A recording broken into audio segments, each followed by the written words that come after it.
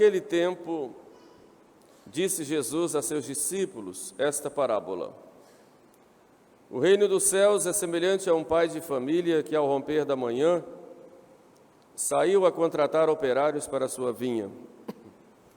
E, tendo ajustado com os operários um denário por dia, mandou-os para a sua vinha. Tendo novamente saído cerca da 3ª hora, viu outros que estavam na praça ociosos e disse-lhes: Ide vós também para a minha vinha, e vos darei o que for justo. E eles foram. Saiu outra vez cerca da hora 6ª e da hora 9ª, e fez o mesmo. E cerca da 10ª hora saiu ainda e encontrou outros que estavam ociosos na praça, e disse-lhes: Por que estáis aqui todo o dia ociosos? E eles responderam: Porque ninguém nos contratou. E ele disse-lhes: Ide vós também para a minha vinha. No fim da tarde, o senhor da vinha disse ao seu mordomo: Chama os operários e paga-lhes o salário, começando pelos últimos até os primeiros. E tendo chegado, pois, os que tinham ido cerca da hora 10ª, cada um recebeu um denário. E chegando também os que tinham ido primeiro, julgaram que haviam de receber mais, porém também eles receberam um denário cada um. Ao receberem, murmuravam contra o pai de família, dizendo: Estes últimos trabalharam 1 hora apenas e pagaste-lhe o mesmo que a nós, que suportamos o peso e o calor do dia. E ele, porém, respondendo a um deles, disse: Amigo, eu não te faço injustiça. Não ajustaste comigo tu um denário? Toma o que é teu e vai-te, que eu quero dar também a este último, tanto quanto a ti. Ou não me é lícito fazer o que eu quero do que é meu? Porventura és tu invejoso porque eu sou bom? E assim que os primeiros serão os últimos e os últimos serão os primeiros. Pois de fato muitos são chamados, mas poucos são os escolhidos. Pelas palavras do Santo Evangelho, sejam perdoados os nossos pecados.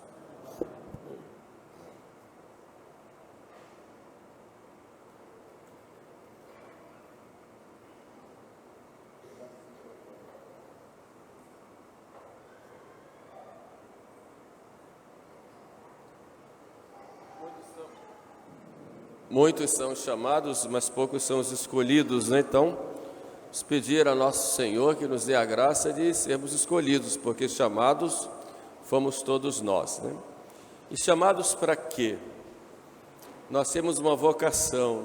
A vocação vem da palavra latina vocare, que significa chamar. Deus primeiro nos chamou à vida, depois nos chamou à fé. E quando nos chamou à fé, Ele nos deu uma vocação especial à santidade, para que ficássemos aqui na terra, vivendo o seu amor, buscando a comunhão com Ele, e depois possuirmos a vida eterna.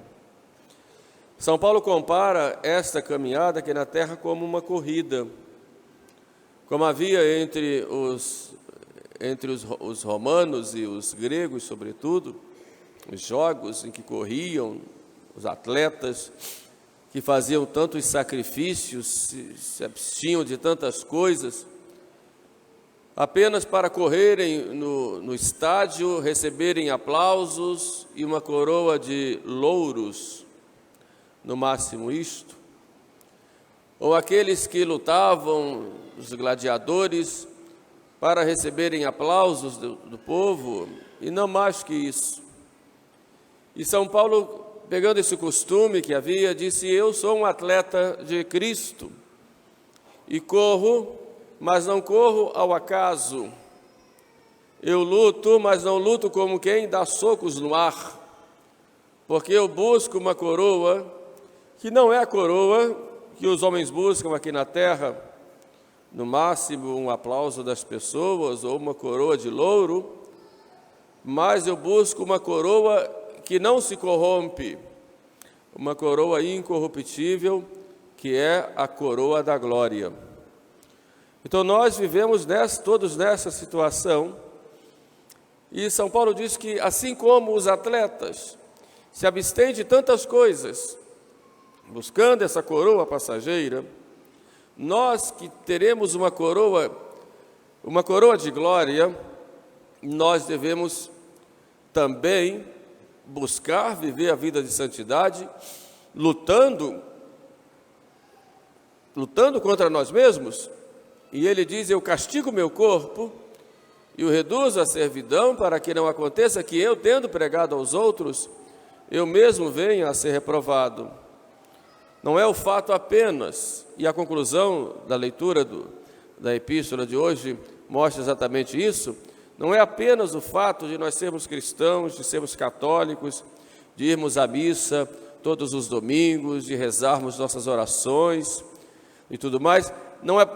Isso só não basta, porque isso os judeus faziam de acordo com a lei antiga e procuravam fazer, mas São Paulo diz, muitos deles não foram agradáveis a Deus, porque eles não procuraram viver de acordo com a vontade de Deus.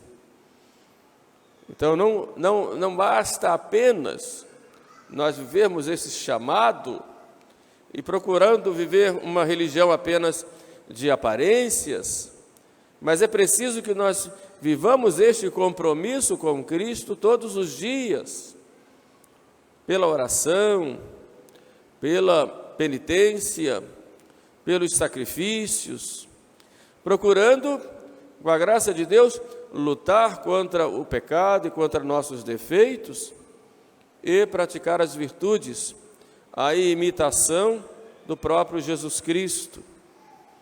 E viver segundo o próprio Jesus Cristo consiste, em primeiro lugar, pensar como Cristo, sentir como Cristo e depois agir como Cristo. E vai ser impossível nós fazermos isso se não paramos um pouco para meditar, para interiorizar quem é Jesus Cristo na nossa vida. Senão a nossa religião vai ser apenas uma religião de casca e vamos terminar fabricando uma religião segundo os nossos gostos e não segundo o Espírito de Jesus Cristo. E se for preciso nós nos abstermos de muitas coisas, e é necessário se abster, nem tudo nos convém, como diz o próprio São Paulo em outro lugar, algumas coisas até são permitidas, mas nem tudo nos convém. Nós temos que ter muito cuidado para não nos colocarmos em situações que podem nos levar a ofender a Deus. Por isso exige sacrifício, exige decisão, exige sofrimento também. E o primeiro sofrimento que nós temos, ou podemos dizer a primeira penitência, é o próprio sofrimento de ter que suportar a tentação ou o desejo de pecar e lutar contra isso. E é realmente uma penitência e um sofrimento. Mas é o castigar o corpo e reduzir a servidão. O corpo deve estar sujeito à alma e a alma sujeita a Deus.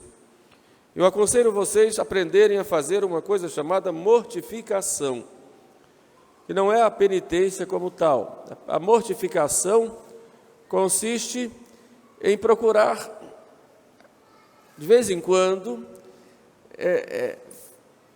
se abster de alguma coisa que é permitida, por amor a Deus, para que quando vier uma tentação de algo que não seja agradável a Deus, eu tenho força de vontade de resistir. Então é importante fazer mortificação da língua.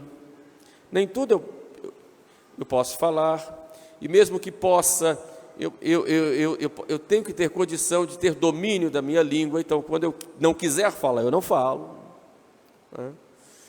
Depois, mortificação, por exemplo, do paladar, do comer, mortificação até da própria imaginação, mortificação do beber, mortificação das situações que nós vivemos de clima.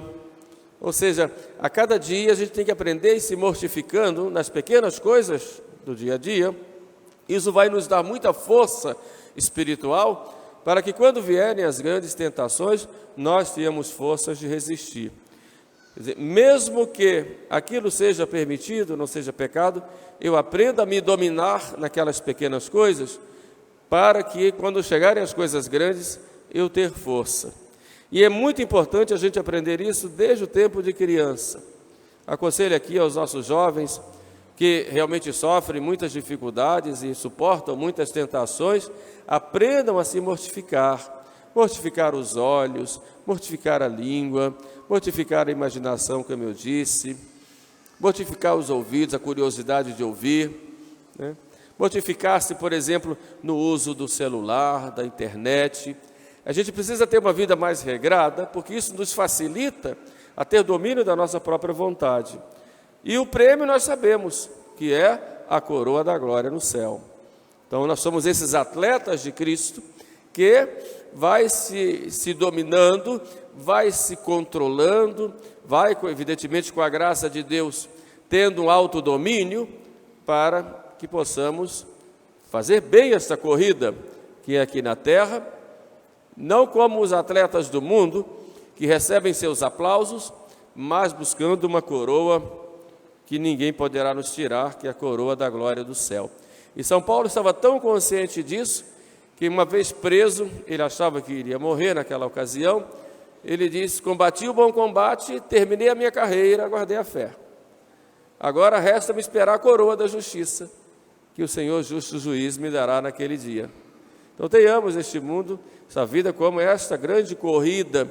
Nós enfrentamos realmente muitos obstáculos, porém, a graça de Deus vai estar sempre conosco, nos sustentando, para que nós possamos sempre vencer. Nunca desanimemos nas quedas, nunca. Deus quer ver se você está lutando, não quer ver se você caiu, quer ver se você está lutando. Nunca faça as pazes com o pecado, nem as pazes com o seu defeito. Lute sempre. Caiu, levante-se e vá em frente. Deus quer ver o seu coração, quer ver a sua boa vontade, quer ver se você realmente quer servi-lo.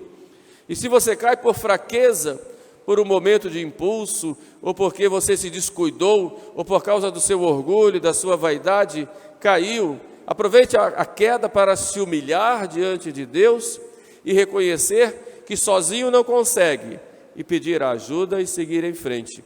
Os obstáculos na vida nós vamos ter sempre, para a nossa vida espiritual, mas Deus vai estar sempre conosco, nos protegendo, nos ajudando e nos fazendo vencer a cada momento, mesmo que o mundo inteiro fique contra nós, nosso Senhor vai estar ali, e como dizia Santa Teresa, eu e Deus somos a maioria, e nós vencemos sempre, porque a vitória é a vitória de Cristo, é a vitória da cruz.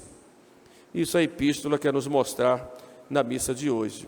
Passemos agora então para o Evangelho, em que nós vamos ver esse chamado que Deus faz. Estamos aí no capítulo 20 de São Mateus, já chegando no final do Evangelho de São Mateus.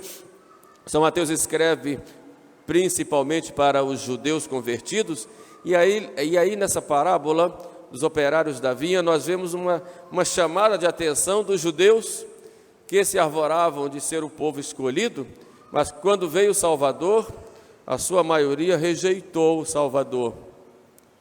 E esses operários da vinha, os santos padres colocam como se fossem operários, como se fosse toda a história humana. Nós temos como se os primeiros operários fossem de Adão a Noé, os outros de Noé a Abraão, ou depois de Abraão a Moisés, de Moisés aos profetas, profetas a Jesus Cristo. São todos operários. Depois nós, como os operários de última hora, né? E todos vamos receber o mesmo prêmio, que é a vida eterna, um denário cada um. O denário era um dinheiro, né? Suficiente para um pai de família manter a sua família durante um dia. E era normal, tinha a sua jornada de trabalho e à tarde recebia quando o sol se punha, recebia um denário e ia para casa para gastar com a sua família, era o suficiente, né? E aquele pai de família ali, a gente vê que há, além da justiça, há a sua bondade de dar a cada um de acordo com a sua necessidade, independente se trabalhou muito ou pouco. Ele via aí uma certa justiça social, ou seja, buscando que cada um tivesse o necessário, porque não ter o necessário é indigno do ser humano.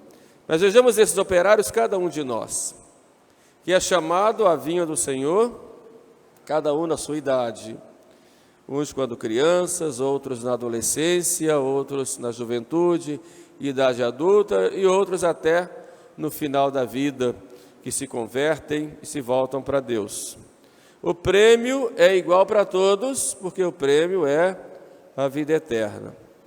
Mas o problema maior não está aí, está exatamente quando há uma murmuração daquele que foi chamado no começo do dia contra os que foram chamados no final do dia, pois achavam que eles deveriam receber mais. E começaram a falar contra o pai de família. E o pai de família, que aí na parábola representa Deus, chama-lhe a atenção e diz para ele que ele é invejoso. Mas o que é, pois, a inveja, né?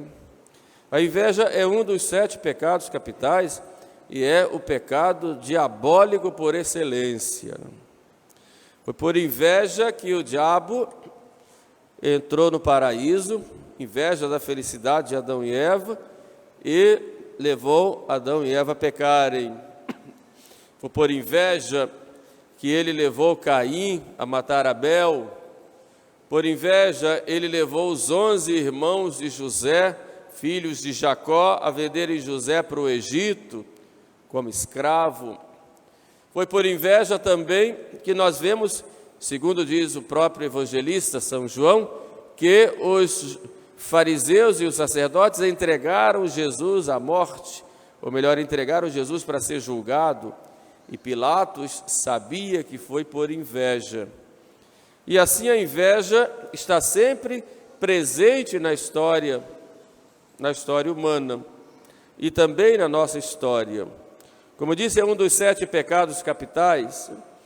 Pecado capital é aquele pecado que é cabeça dos outros, por isso se chama capital, vem de caput, capitis, cabeça dos outros. Então ele gera uma série de pecados, né?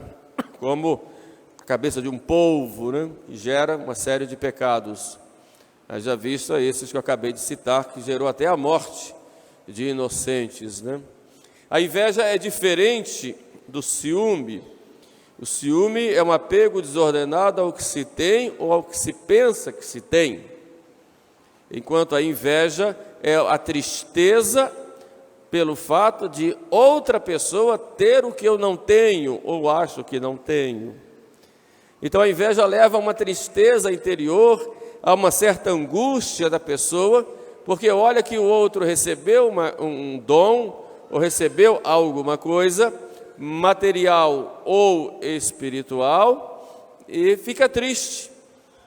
E o que é pior, além dessa tristeza, começa a desejar que aquela pessoa não tenha ou desejar até o mal para aquela pessoa. Como eu disse, é um pecado diabólico, porque vai contra a caridade e vai contra o próprio Deus, porque tudo que nós temos é dado por Deus, e se eu me entristeço que o outro recebeu alguma coisa que eu não recebi, eu começo então a falar, a ficar contra, não só a pessoa, mas contra o próprio Deus, como se eu soubesse quem deveria receber uma coisa ou outra. Eu me revolto assim, pela inveja, contra o próprio Deus, dizendo que Ele não distribui as coisas como Ele quer e não distribui de modo correto. Então esse é o grande mal que faz a inveja.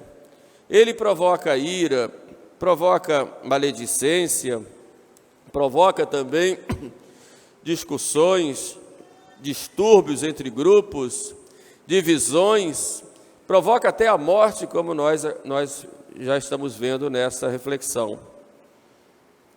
O demônio da inveja penetra em todas as partes, penetra entre as famílias para colocar um irmão contra o outro, penetra muitas vezes até entre o marido e a mulher, penetra nos meios sociais, no ambiente de trabalho, esse grande ambiente de competitividade em que nós vivemos.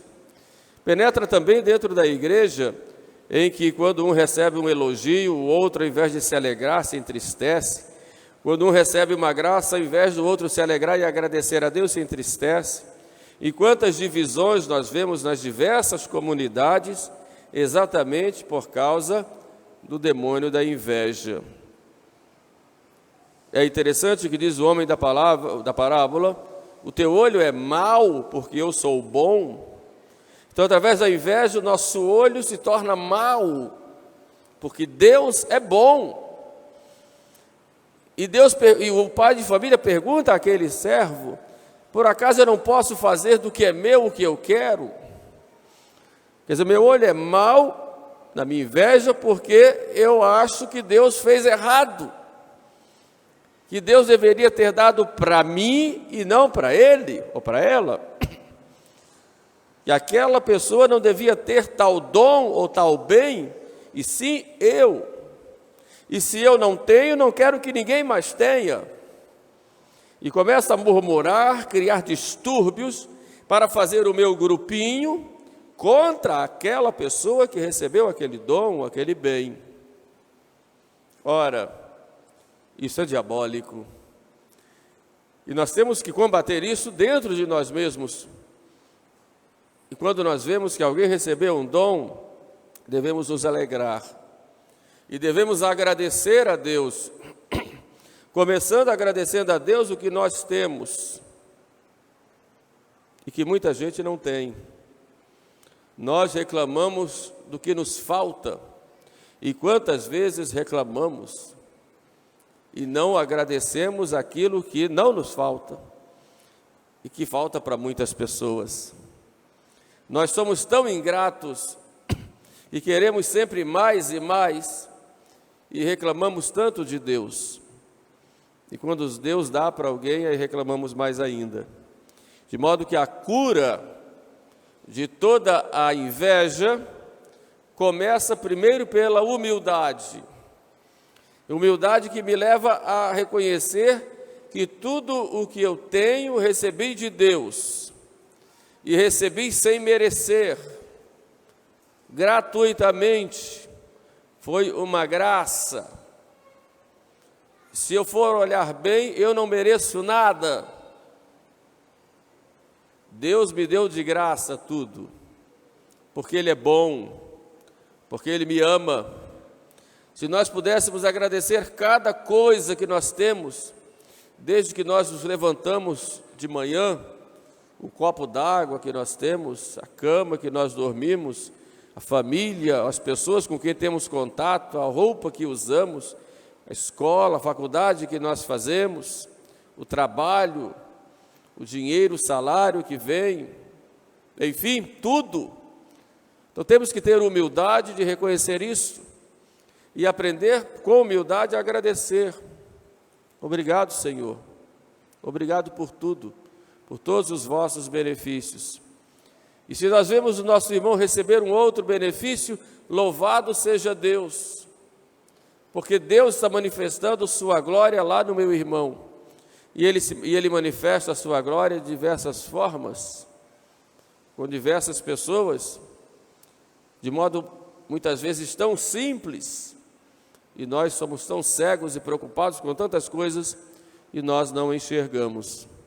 E aproveitemos tudo que Deus nos dá para a nossa santificação, para o nosso crescimento, até quando Deus permite as quedas. Aproveitemos para isso, porque o salário que nós buscamos não é um salário para aqui, para a terra, porque tudo isso passa, fica tudo por aí, mas é o salário da vida eterna, o céu. Que é o que mais importante para nós. Essa coroa que ninguém arranca de nós. Por enquanto aqui na terra as coroas são passageiras, coroas de espinhos, de louros, de rosas, de pratas, de ouro, um louvor aqui, um aplauso acolá, uma crítica, tudo isso vai passar. Mas o que nós buscamos é a coroa da glória no céu, que é suficiente e plena para todos. Embora no céu haja diferença de glória, uns têm mais, outros têm menos, de acordo com os méritos que adquiriram com Cristo, toda a glória será plena para todos. Isso é que é bom. E ninguém lá vai ter inveja de um ou de outro, porque todo mundo vai ter a plenitude da glória em cada um, e suficiente para cada um, de modo que ninguém vai sentir falta de glória nenhuma, porque Deus será tudo em todos. E esta coroa que nós buscamos no céu. Peçamos, pois, a Deus nosso Senhor que nos dê a graça, temos isso bem claro, e que a Santíssima Virgem Maria, nossa mãe, que nos leva pela mão nesta caminhada, e ela sempre nos levante cada vez que nós caímos, e com ela nós entramos no céu. A coroa que receberemos nos é dada por ela e por seu Filho. Amém. Louvado seja nosso Senhor Jesus Cristo. Então fiquemos todos de pé e vamos juntos agora professar a nossa fé, entoando o credo, com muita confiança, mas com muita convicção. Eu creio, Senhor, eu creio e quero viver conforme a minha fé.